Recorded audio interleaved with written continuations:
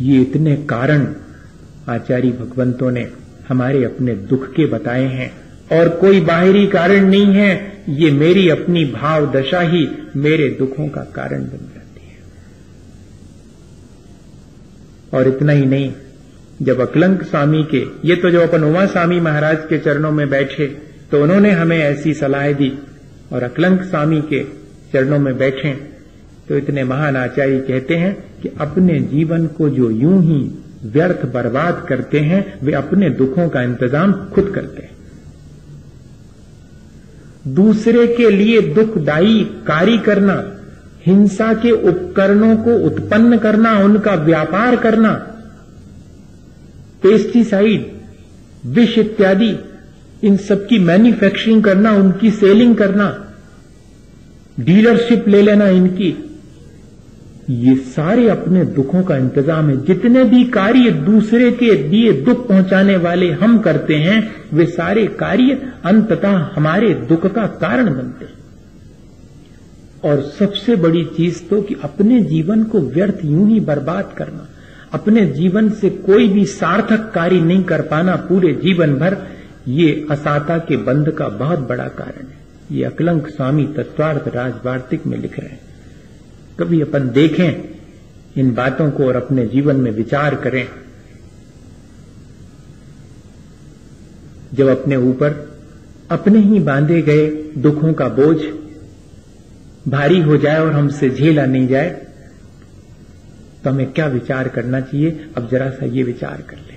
ये तो विचार कर लिया अपन ने कि मेरे अपने ऊपर जो दुखों का बोझा मैं ढो रहा हूं वो मैंने ही बांधा है। जैसे कि मैं सामान की पोटली ये सोच करके कि मेरे पास इतना सारा सामान है वो बांध करके सिर पे रख लेता हूं और उसका बोझा ढोकता हूं। लगता है कि जैसे कि मैं बहुत सारा सामान लिए हूं, लेकिन मैं तो उसके बोझ से दबा जा रहा हूं, ये दिखाई नहीं पड़ता। ऐसे ही जब जब मैं दूसरे के दुख का इंतजाम करता हूं तो सोचता हूं देखा कैसा बच्चों को दुख में डाला, लेकिन उस समय मैं अपने सिर पर दुखों का जो बोझा बांधता हूं उसकी तरफ ध्यान नहीं जाता। आचार्य भगवंत ध्यान दिला रहे हैं कि अगर चलो अज्ञानतावश मोह के वशीभूत होकर, आसक्ति के वशीभूत होकर के, और मैंने अपने दुख का इंतजाम कर लिया है तो उपाय क्या है? तो उपाय बताते हैं कि ये तो हो गए अपने असाता के उपाय। साता के उपाय की चर्चा नहीं करूंगा आज, साता के उपाय की तो कल चर्चा करूंगा अगले सूत्र की। लेकिन आज तो सिर्फ ये देख लूं कि इन दुखों के आ जाने पर मैं क्या करूं, मैं क्या कर्म करूं।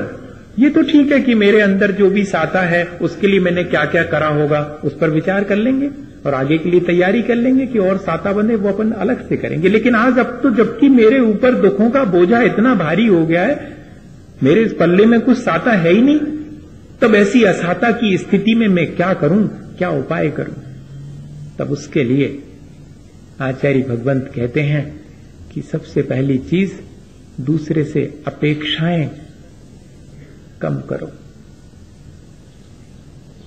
शिकायत कम करना कम करो।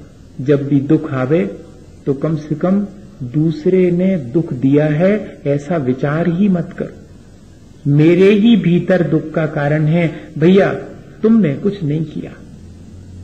सामने वाला अगर ये फील भी करे कि मेरी वजह से आपको दुख पहुंचा तो उसके पैर छू करके कहना कि नहीं ऐसा मत करो, आपकी वजह से मुझे कोई दुख नहीं है, दुख तो मेरे भीतर है, मैंने ही कुछ ऐसा किया होगा जिससे कि मुझे दुख पहुंच गया है।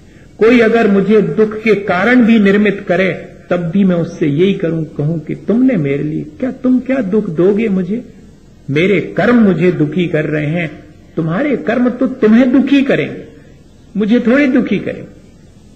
किसी के कर्म किसी और को दुखी करें ऐसा नहीं होता, हमारे कर्म हमें दुखी करते हैं। तुम वो जो हमें दुख पहुंचाने का कर्म कर रहे हो उसका फल तुम्हें जब मिलेगा वो तुम्हें दुखी करेगा। अभी मैं तुम्हारे किए गए कर्म से थोड़ी दुखी हूं, मैं तो अपने किए कर्म से। और ये बहुत कठिन है, ये विचार आना बहुत कठिन है, लेकिन करना तो पड़ेगा। आज नहीं करेंगे कल करेंगे, कल नहीं करेंगे परसों करेंगे, पर आना चाहिए। और देखो भैया, अपने दुख से दुखी लोग ज्यादा नहीं है, दूसरे के दुख से दुखी लोग तो और ही कम हैं। अपने दुख से दुखी लोग तो संसार में मिल जाएंगे कि उनको शरीर ठीक नहीं मिला, आर्थिक स्थिति कमजोर है, पद प्रतिष्ठा नहीं मिली, सुख सुविधा के साधन नहीं मिले, सो इस वजह से दुखी है। ऐसे लोग तो बहुत ज्यादा नहीं है, और इससे भी कम है ऐसे लोग जो दूसरे के दुख से दुखी हैं कि भैया इनके दुख कैसे दूर करूं। ऐसे तो महान लोग हैं, वो कहीं मिल जाएं तो पैर छू लेना, जो दूसरे के दुख से दुखी हो। अपने दुख से दुखी तो संसार में बहुत मिलेंगे, वे भी लेकिन उतने नहीं हैं, उससे भी ज्यादा हैं दूसरे के सुख से दुखी। हां, दूसरे के दुख से दुखी बहुत कम, उससे ज्यादा अपने दुख से दुखी, और सबसे ज्यादा दूसरे के सुख से दुखी लोग, कि दूसरा क्यों सुख से जी रहा है, इस बात की बड़ी तकलीफ। अपने भीतर झांक करके देखें कि कितने क्षण मेरे ऐसे होते हैं जिसमें मैं अपने ही किसी अभाव की वजह से दुखी होता हूं, और कितने क्षण ऐसे होते हैं जिनमें मैं दूसरे के दुख से थोड़ा दुख महसूस करता हूं, और अधिकांश क्षण तो मेरे दूसरे के सुख को देख देख करके ही दुखी होने में ही गुजर जाते हैं।